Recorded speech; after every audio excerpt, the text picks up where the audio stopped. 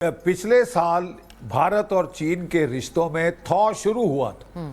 तब आपको याद होगा कि राष्ट्रपति तत्कालीन जो बाइडेन ने अमेरिका के बहुत ही हॉस्टाइल एटीट्यूड अडॉप्ट किया था भारत की ओर।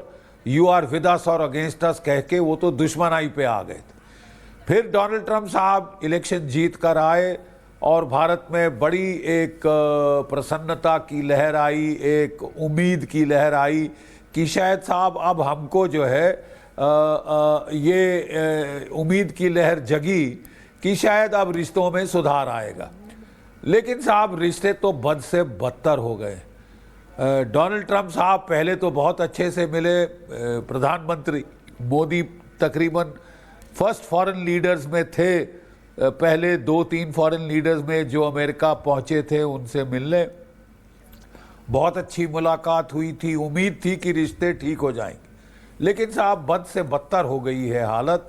जिस तरह ना केवल वो 50% सैंक्शन भारत पे लगाई है और ऊपर से पाकिस्तान के जो आर्मी चीफ हैं उनको 2 महीने में 2 बार वहाँ बुला लिया। तो साहब ये संकेत तो बहुत खराब है और इसके लिए भारत के लिए भी अनिवार्य था कि हम भी जतला दें कि हमारे पास और विकल्प हैं।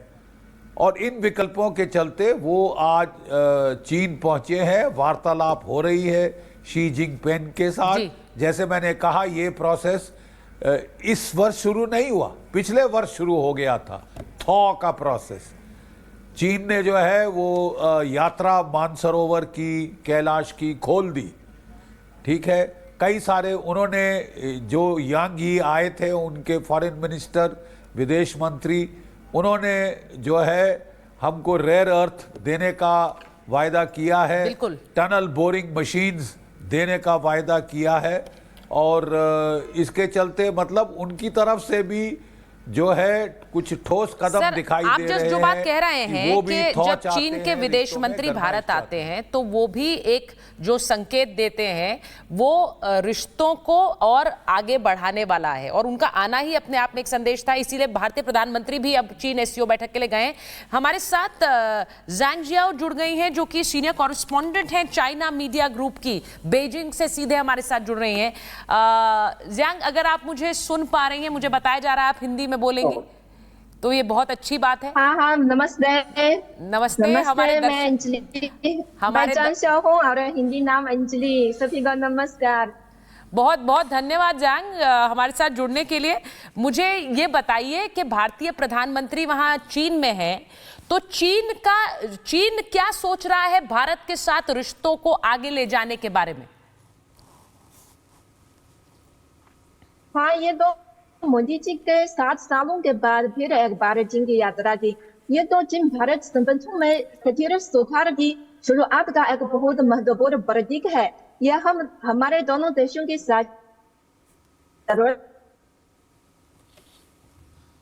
तो ये ठीक है। जैंग के कुछ सिग्नल में दिक्कत हो रही है। बड़ा अच्छा लगा, मैंने अपने पहले टीम से पूछा कि क्या ये इनसे अंग्रेजी में बात करनी है, उन्होंने कहा नहीं हिंदी में बात करनी है। तो अच्छा लगता है, चीन में बीजिंग में पत्रकार हैं और वो हिंदी में बात कर रही हैं, हिंदी में बता रही हैं। मैं कोशिश करूंगी वापस हमारे साथ जुड़ पाए ग्रुप कैप्टन पांडे। अच्छी बात यह है कि हम बार बार इस बात के इसके ऊपर ध्यान आकर्षित कर रहे हैं कि चीन कैसे ले रहा है इस विजिट को, चीन के लिए भारत इंपॉर्टेंट क्यों है। हम ये भी चीन समझता है।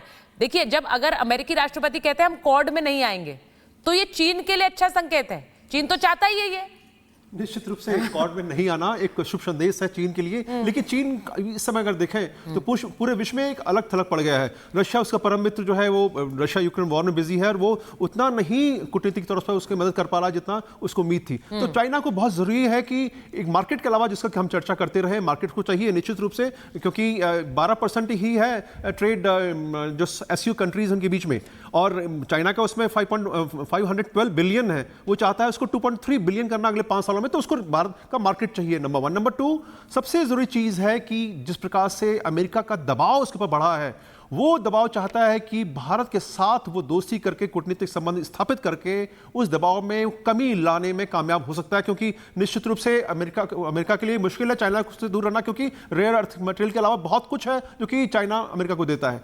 तीसरी बात जो है कि जो ब्रिक्स के अंदर अगर एससीओ समिट में हम कुछ अच्छा एक तालमेल बिठा पाते हैं, एक ट्रस्ट डेफिसिट जो चल रहा था जो उसको हम पुनः स्थापित कर पाते हैं और एक यूनिट के हिसाब से अगर ब्रिक्स में जाते हैं तो निश्चित रूप से एक जियोपॉलिटिकल स्ट्रेंथनिंग जो होगी पूरे विश्व में, जो वेस्टर्न कंट्रीज और नॉन वेस्टर्न कंट्रीज के बीच में एक परिधि सी पोलराइजेशन सा हो रहा है, उसको जो है हैंडल करने में आसानी होगी। और चौथी बात जो बहुत महत्वपूर्ण है कि चीन को चाहिए कि जो उसका साम्राज्य है वो अगर फैलाना है, उसको रीजनल पॉलिटिक्स में, जियो पॉलिटिक्स में अगर बने रहना है, क्योंकि ग्लोबल साउथ के ऊपर जो भारत की पकड़ जो जिस प्रकार से बढ़ी है पिछले 2 वर्षों में, वो चीन निश्चित रूप से उसको पसंद नहीं आएगी। साथ में जो BRI के अंतर्गत उसके जो लगभग 70 से ऊपर जो देश हैं वो धीरे धीरे उससे दूर होते जा रहे हैं। इटली ने तो अपना नाम भी वहां से विड्रॉ कर लिया, और भी कई देश हैं जो अफ्रीकन यूनियन के मेंबर हैं, वो भी चाहते हैं कि चीन से दूर बने। तो ऐसे में चीन जो है वो आर्थिक रूप से, सामरिक रूप से और कूटनीतिक रूप से जो अलग थलग पड़ गया है। तो भारत ही एक उसको उम्मीद लगती है, क्योंकि भारत भी इस समय जो है विश्व पॉलिटिक्स में जो है जो कूटनीति है उसमें चाहता है कि जो उसके स्थान है वो बना रहे। तो ऐसे माहौल में, ऐसे समीकरण में चीन अगर भारत के साथ नहीं आया तो उसके पास दूसरा ऑल्टरनेटिव नहीं है जो कि उसे पुनः स्थापित कर सके विश्व कूटनीति में। आपने जो बात कही, आप जो बात कह रहे हैं, मैं वही चीज जियांग से पूछना चाह रही हूँ। फिर से वापस आ गई हैं, उनका सिग्नल मुझे, मैं उम्मीद कर रही हूँ ठीक होगा। जियांग, आपसे पूछ रही हूँ, जो चीन में भारतीय प्रधानमंत्री की इस विजिट को कैसे देख रहे हैं? ये हमारे लिए तो एक बहुत अच्छी खबर है। मोदी जी फिर 7 सालों बाद फिर चीन की यात्रा की। ये चीन भारत संबंधों में स्थिर सुधार की शुरुआत का एक बहुत महत्वपूर्ण प्रतीक है।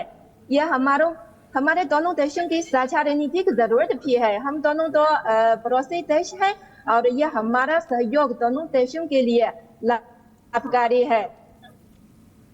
बिल्कुल, शील देश और उभरती अर्थव्यवस्था भी है। जियांग, आप तो हमारे जी प्लीज बोलें। शायद आवाज नहीं आ रही है। नहीं आ रही, आवाज आ रही है, आपकी तस्वीर भी आ रही है। बोलिए। अच्छा। हाँ, तो ये शायद केवल हमारे दोनों देशों के लिए, ये पूरी दुनिया के लिए एक बड़ी बात है मेरे ख्याल से। इसलिए आज मैं भी ये सोच बहती हूँ और मैं सभी भारतीय दोस्तों को मेरी मैत्री की को जारी करना चाहती हूँ। जियांग, आप ये बताइए कि जो एक टैरिफ को लेकर जो एक तरह से एक युद्ध अमेरिका ने छेड़ रखा है, उसमें बार बार चीन के लिए भी डोनाल्ड ट्रंप कहते हैं कि टैरिफ लगा देंगे चीन पर। तो ये अमेरिकी, जिनको ट्रंप टैरिफ्स कहा जा रहा है, इसे कैसे देखता है चीन? भारत पर लगा दिया है।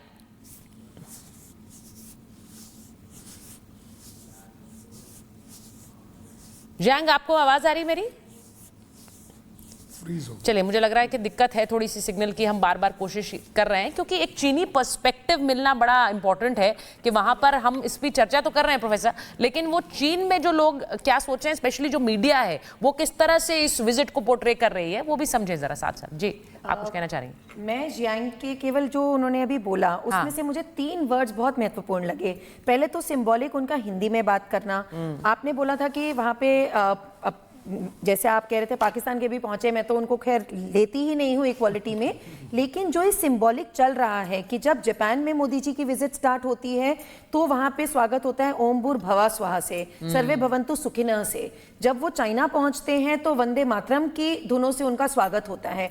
ये अपने आप में सिंबॉलिक है। जियांग ने अभी जो बोले उसमें मेरे को केवल 3 वर्ड जो थे मेरे कान में स्ट्राइक करे। हम पड़ोसी देश हैं, ये हमारे लिए भी उतना ही जरूरी है और ये पूरे देश के लिए जरूरी है।